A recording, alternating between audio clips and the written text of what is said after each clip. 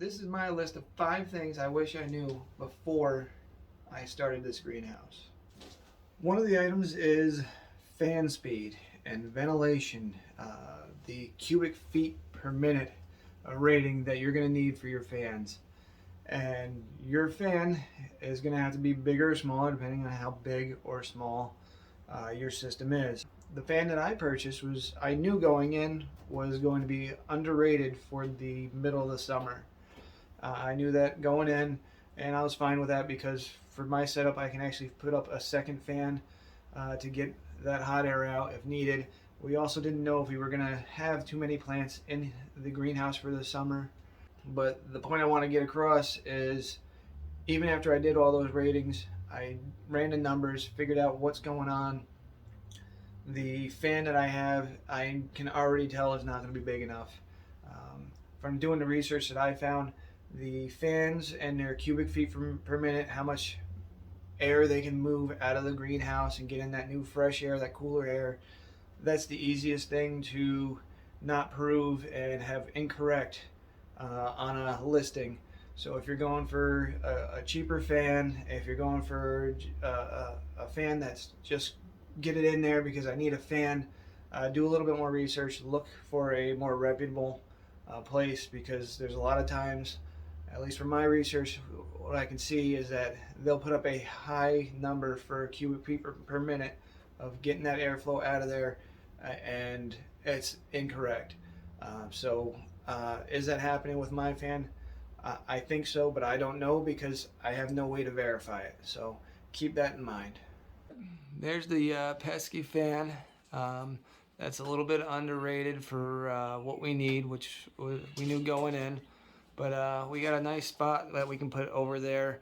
I got a smaller window than that rectangle there that we can put in, and then we can get another fan right there, which was kind of thought about beforehand. But I was really expecting this fan to have a better performance. But since I already planned for the other fan, it's not the biggest deal. Caulk, a little bit goes a long way, or in this case for your greenhouse, you're going to need a lot because you're going to put it a long ways if you have a custom greenhouse.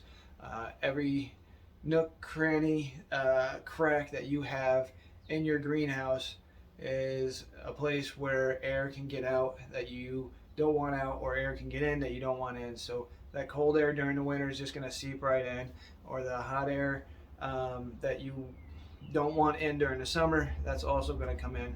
So keep that in mind.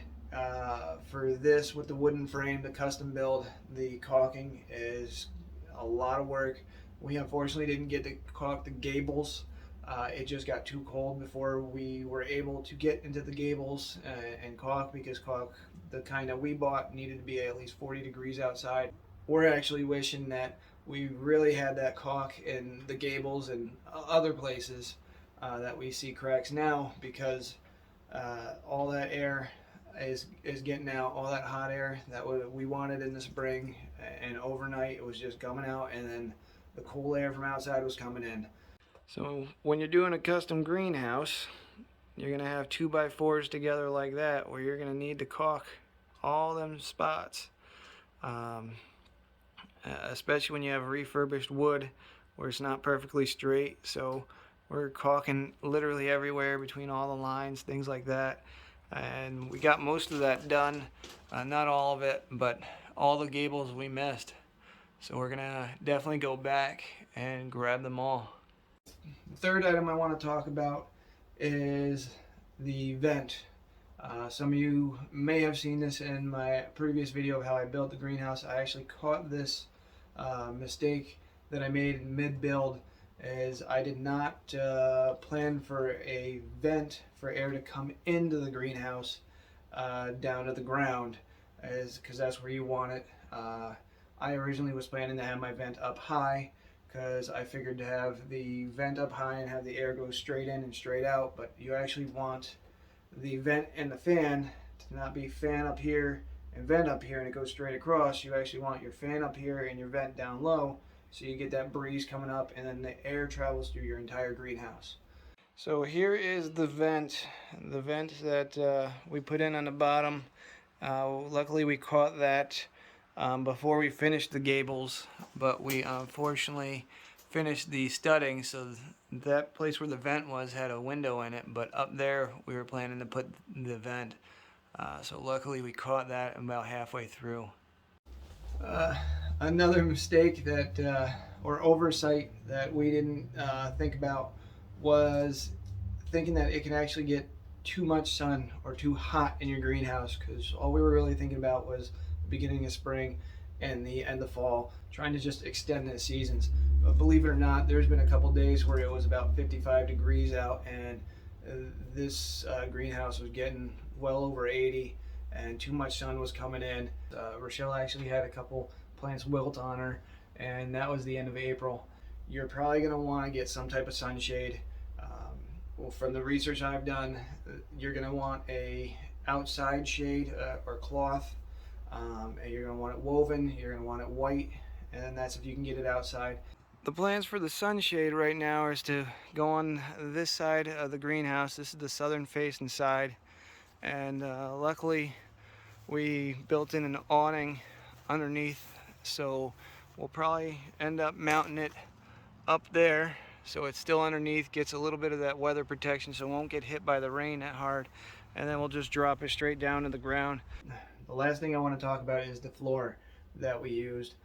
We used about 2-inch round stone. I was very happy with that idea. I thought that the sun was going to come beat down and hit those stones, and overnight it was going to slowly let that air, that hot air from the stones come out. And unfortunately, a little bit more is going on there than just that. What's actually happening is the cold air from below is actually coming up and getting through the holes in between the 2-inch stones, and so that cold air just had this nice breezeway to come right on in and into the greenhouse, which is really unfortunate, because we had a hard time using the greenhouse and getting it set up and understanding what was going on and why we were losing so much heat. It wasn't going out through the top, even though we have problems with the caulking and other things. That was minor, but you could just feel from the ground that it was just cold. Right now our best idea is to get the foam board, the hard foam board. It's about 1 inch to 2 inches thick. Just put it flat on the ground, so we'll dig up about 5-6 inches of the 2-inch stone, and we'll put it flat underneath that, and then we'll put the stone right back on top, and we're thinking that that's going to help us out. And if that doesn't work, an easy way to make sure that we get no draft from underneath is we'll just put concrete on top of that foam board. So we have a bunch of options, and if there is any better options, I'm all ears.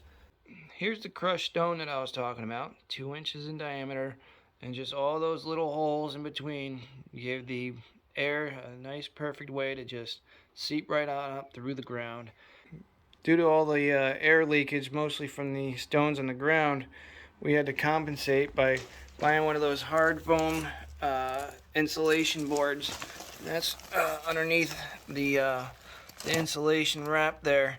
So we got about 1.5 inch, 2-inch piece of insulation, hard foam insulation there, along with the wrap. So that's stopping the air from coming in. And what Rochelle and I did is we built a little mini greenhouse inside of our greenhouse. So that's been holding most of the plants that she's had. And then during the day, now that it's getting warmer, she's just been placing them all along here. So that's the 5 mistakes that I made during my construction of the greenhouse. I hope this helped you in your decision on if you wanted to make a greenhouse, or what steps you could take to help prevent or know about things that I didn't know about, and that'll get you a successful greenhouse up and running. Thank you. Bye.